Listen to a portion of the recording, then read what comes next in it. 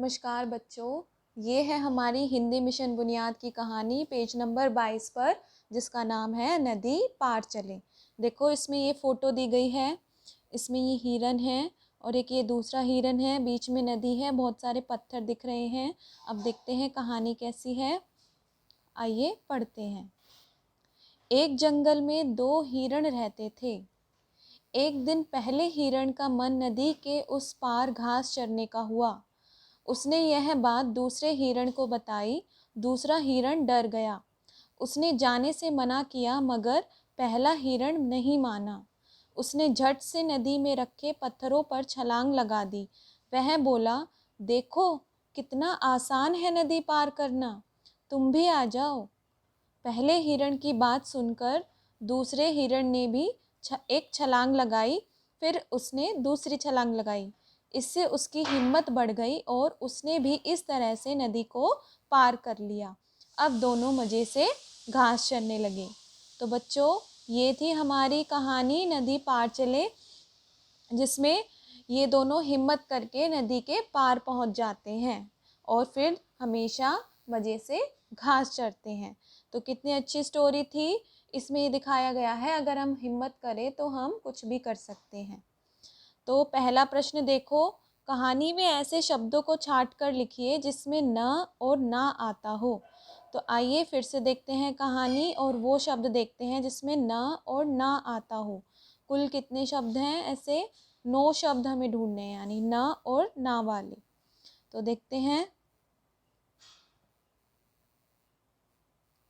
ये देखो पहला, एक जंगल में 2 हिरण रहते थे। एक तो ये हो गया दिन, फिर आगे मन, आगे देखो चरने, उसने, दूसरा हिरण जाने से मना, मगर पहला हिरण नहीं माना, ना आ गया इसमें, और उसने झट से नदी आ गया, पत्थरों पर छलांग लगा दी, वह बोला आसान करना, और आगे देखो पहले हिरण की बात सुनकर दूसरे हिरण ने भी एक छलांग सुनकर, एक ये हो गया लगाई, फिर उसने छलांग लगाई, इससे उसकी हिम्मत बढ़ गई। तो कितने हो गई ये? 1 2 3 4 5 6 7 8 9 10। तो आप इनमें से छांट कर कोई भी 9 शब्द लिख सकते हैं। अब देखते हैं अगला प्रश्न क्या दिया हुआ है। आपके घर में पानी का उपयोग किन किन कामों के लिए किया जाता है? तो आप बताएंगे पानी का उपयोग किस लिए किया जाता है बच्चों? एक तो पीने के लिए, नहाने के लिए, खाना बनाने के लिए, पौधों में देने के लिए और साफ सफाई आदि में किया जाता है। अगला प्रश्न देखते हैं।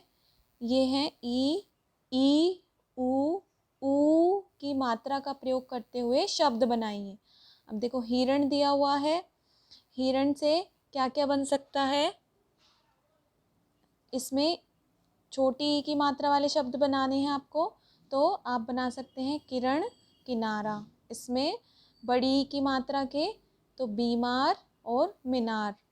कुछ, ऊ के सुख, दुख, दूध, कूद और फूल।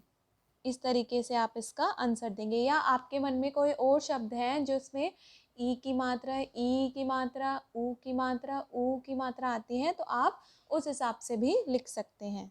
आगे देखते हैं।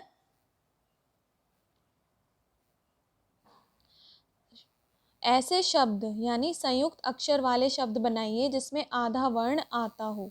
तो आपको ऐसे शब्द बनाने हैं जिसमें आधा वर्ण आता हो, जैसे कि हिम्मत, बच्चा। इसमें देखो म, आधा म आया हुआ है, इसमें आधा च आया हुआ है। तो इस तरीके से आपको और शब्द सोचने हैं। मैंने कुछ शब्द सोचे हैं, आप अपने हिसाब से भी लिख सकते हैं या इनको भी रिपीट कर सकते हैं। जैसे सच्चा, कच्चा, पक्का, अच्छा, मम्मी, प्याज। इसके अलावा आप और भी देख सकते हैं। प्रश्न 5 देखिए, छलांग लगाने वाले जानवरों के नाम लिखिए। तो मैंने ये लिखे हैं, आप भी अपने मन से जो आपके मन में आए उनका नाम भी लिख सकते हैं।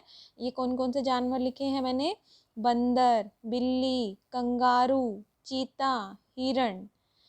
आशा करती हूँ आपको ये वर्कशीट समझ में आई होगी।